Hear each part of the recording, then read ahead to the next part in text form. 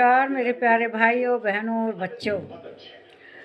जितने भी श्री कृष्ण भक्त हैं, जिन्हें भी हिंदू को गीता में विश्वास है, वे उसका अर्थ जानने की जरूर कोशिश करेंगे कि गीता हमें कहती क्या है।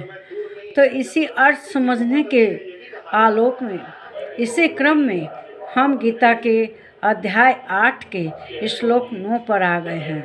आप तो जानते ही हैं कि अर्जुन ने एकदम हथियार डाल दिए और कह दिया कि मैं युद्ध नहीं करूँगा। उसे माया आ गई, अपने मित्रों, परिवार, दादा दादी, ससुरे वगैरह जितने भी युद्ध मैदान में थे। लेकिन कृष्ण भगवान तो उन्हें युद्ध के लिए कब से तैयार, जब से द्रौपदी का चीरहरण हुआ था तब से युद्ध की तैयारी चल रही थी। वन में वे गए, कितनी देवी देवताओं की पूजा की, स्वर्ग से जाके इंद्र से, भोलेनाथ से सबसे शस्त्र तपस्या कर के लिए युद्ध करने के लिए।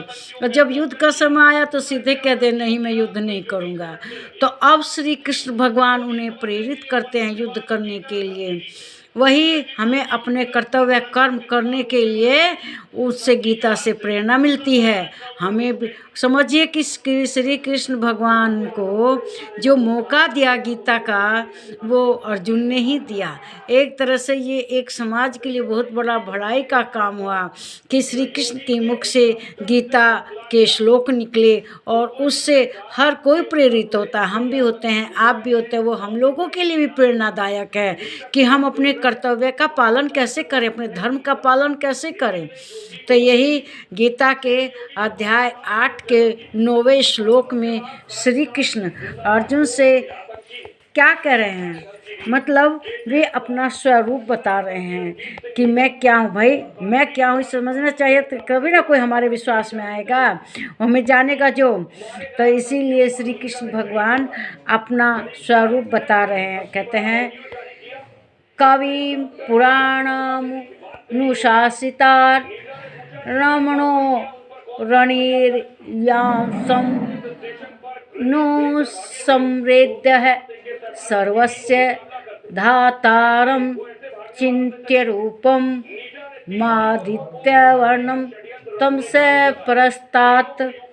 श्री कृष्ण भगवान कह रहे हैं कि जो मेरा स्वरूप है, उसके जो पुरुष सर्वज्ञ, अनादि, सबसे नियंता, मतलब अंतर्यामी रूप से सब प्राणियों के शुभ और अशुभ कर्म के अनुसार शासन करने वाला, मतलब जो उनका नियम भी बनाते हैं।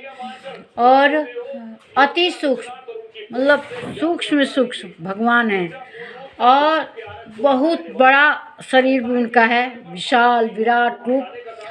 फिर सबका पालन पोषण करने वाले हैं, सबका धारण करते हैं सबको।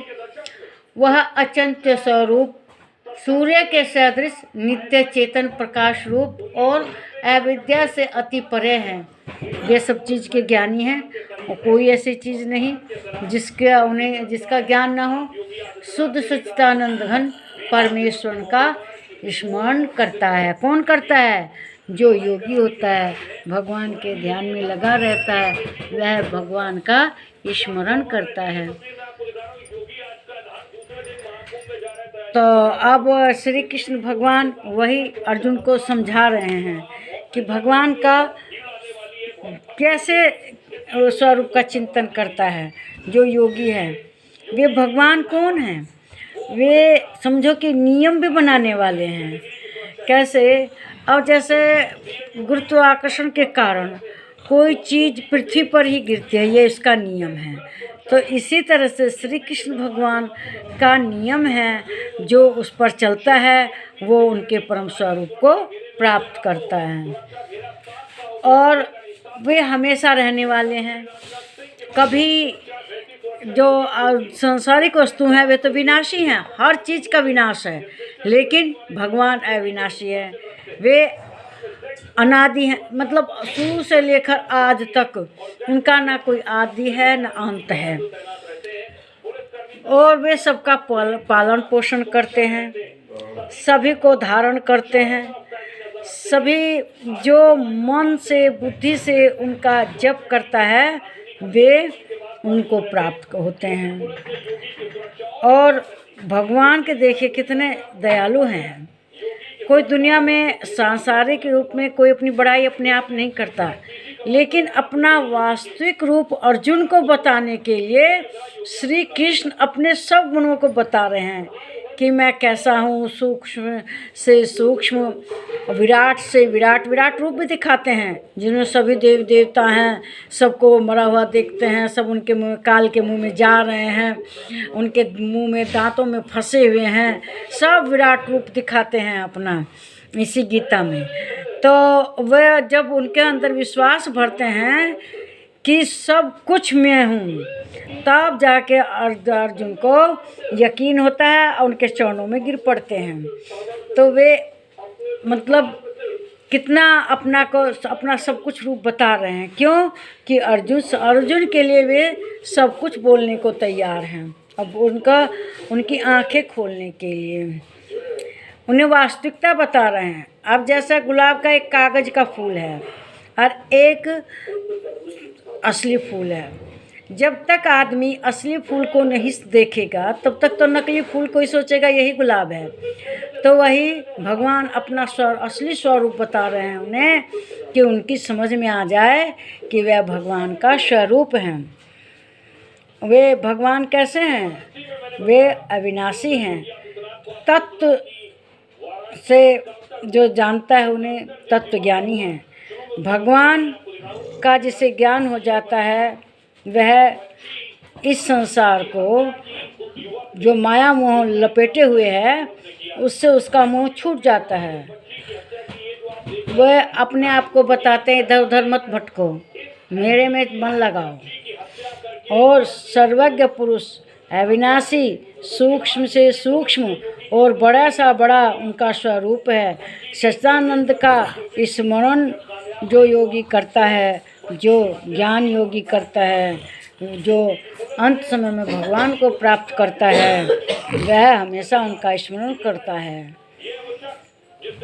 और अपने जो चेतन प्रकाश है, जो सूर्य की भांति उनका प्रकाश है, जो दुनिया को प्रकाशित करता है, ऐसा श्री कृष्ण भगवान का रूप है। योगी कर्म के साथ परमात्मा को याद करें। कर्म करते हुए जैसे आदमी अपना काम करे और लेकिन अपना कर्म भी करता रहे। आप देखते होंगे गांव में पहले ज़माने में औरतें 5-5 घड़ा अपना एक सिर पर पानी लेके अब भगवान का भजन करते आराम से चली आती थी। थोड़ा भी इधर उधर ध्यान विचलित होगा तो क्या होगा? सब बैलेंस बिगड़ जाएगा। जो भगवान की शरण में रहता है इस भवसागर को पार करने के लिए उसका हमेशा बैलेंस बना रहता है, वह विचलित नहीं होता। इसलिए भगवान का स्मरण हर अवस्था में हर तरह से करना चाहिए, हमेशा उन्हीं के ध्यान में रहना चाहिए। और अंतकाल में वही आदमी भगवान को प्राप्त होता है जो इस दुनियादारी में रहते हुए सारे जीवन भगवान का स्मरण करता है तो अंत समय भी याद आते हैं। और जो ज़िंदगी भर रुपया पैसा इसी को माया और गाड़ी बंगला के चक्कर में रहेगा, वो सब भगवान कैसे याद आएंगे अंत समय में? भगवान को अंत समय में याद आने के लिए ज़रूरी है कि हमेशा हम उस विशाल रूप, उस अविनाशी भगवान का चिंतन करते रहें और अंत समय भी उनको प्राप्त करें। इस वीडियो को लाइक कीजिए, शेयर कीजिए, इस पर कमेंट कीजिए। प्लीज़ मेरे चैनल को सब्सक्राइब कीजिए। नमस्कार।